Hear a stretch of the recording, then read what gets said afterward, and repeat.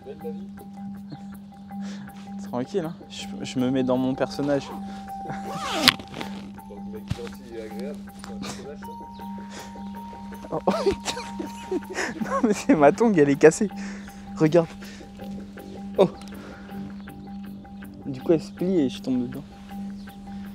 C'est Anthony pour le versus de GQ. Un jour peut-être.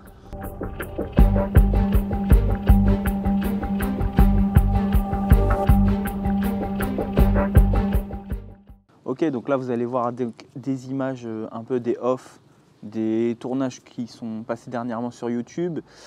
Et vous allez voir aussi ce plan-là où je vais commenter un petit peu, répondre aux questions d'Eric pour vous mettre un contexte et que ce soit plus simple.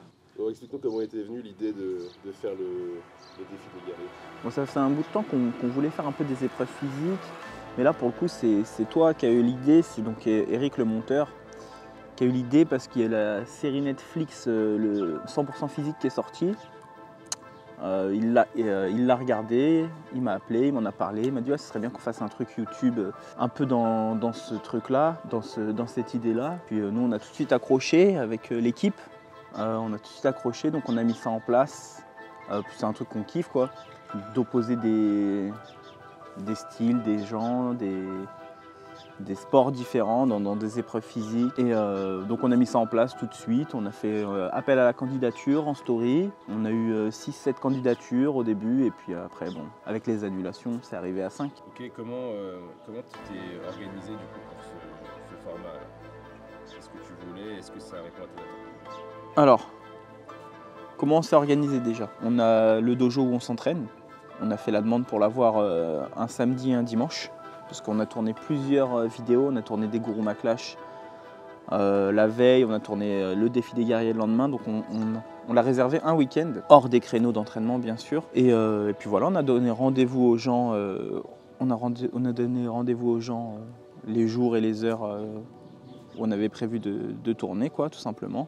Nous on est arrivé avant, on s'est organisé, on a mis le scotch par terre, les marques, les lumières, on a tout installé. Est-ce que ça répond à nos attentes? Pas tellement parce que le défi des guerriers, on trouve qu'il a floppé. Le premier épisode il a fait 800-900 vues, je pense qu'il montera à 1000 vues. Et plus ça va, plus c'est dégressif. Alors je pense que c'est de notre faute, on n'a pas été régulier, on a sous-estimé le montage. On savait que le montage allait être dur, mais je pense qu'on l'a sous-estimé quand même. Et du coup on n'a pas pu être régulier sur la sortie. Si on aurait dit aux gens, lundi, mercredi, vendredi, dimanche, à 16h, vous avez votre épisode 1, 2, 3, 4, je pense que ça aurait été mieux. Là, on a sorti un épisode dès qu'il était monté, après on en a monté un deuxième, on a annoncé la sortie.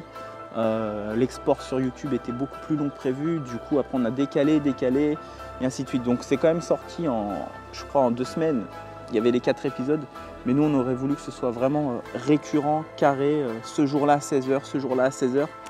Il aurait fallu qu'on monte tout avant et qu'on mette tout sur YouTube avant qu'on le programme. Donc je pense que ça c'est de notre faute. Et après il y a peut-être aussi le montage, je pense, du dernier épisode. C'est le parcours, l'épreuve phare du truc, et on l'a montré en écran scindé. Et je pense, mais ça c'est une réflexion qu'on a eue après avoir vu l'épisode, je pense qu'en fait on aurait dû montrer au moins un athlète faire le parcours entièrement tout seul en plein écran pour que les gens se rendent compte vraiment du parcours et pas que ce soit que des découpes, redécoupées. Et je pense que ça a un peu perdu les gens. Le parcours n'était pas clair. On aurait dû le faire une fois avec un gars, avec le premier qui passe par exemple, et marquer en gros les épreuves, 25 calories au vélo, 100 mètres, tac, tac, tac. Ça aurait été beaucoup plus clair. Parce que là, on ne l'a pas expliqué à la caméra et on l'a fait qu'en mode écran scindé, donc je pense que ça y a joué. Alors, dans l'ordre, tout s'est bien passé. Enfin, une fois que les gars étaient là et que... Bon, on parle aussi des Guruma Clash, hein, on est d'accord. Une fois que les combattants étaient là et une fois que les athlètes le lendemain pour le défi des guerriers étaient là, tout s'est bien passé, tout s'est bien déroulé comme sur des roulettes. C'est juste qu'on a toujours des annulations et franchement ça fait chier. À la base on avait prévu donc de tourner 3 Guruma Clash dans la même journée Et au dernier moment, le matin, 1 heure avant l'événement, j'ai une annulation. Peut-être en direct quand il y a des annulations. Ouais. Ça, c'est la tête d'Anthony quand il y a des annulations de dernière minute.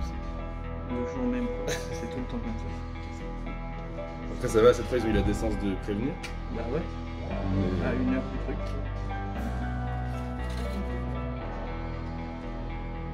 Ça, c'est les aléas d'organiser des trucs. Ok, on va surveiller les messages parce que j'ai une... Ouais, ça marche.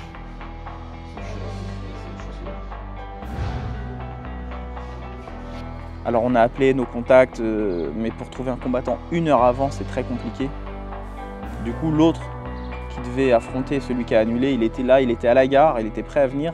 On l'a annulé, il était prêt à monter dans le train, donc ça fait vraiment chier. Quand ça arrive, c'est vraiment chiant. Ça revient toujours sur les annulations qu'on parlait dans un des podcasts, dans le 2e podcast, je crois qu'on a sorti. Ouais, ça fait vraiment chier parce qu'on prévoit et tout, et c'est compliqué. En fait, on avait réservé le dojo. En fait, normalement, le dojo, il est pris les week-ends.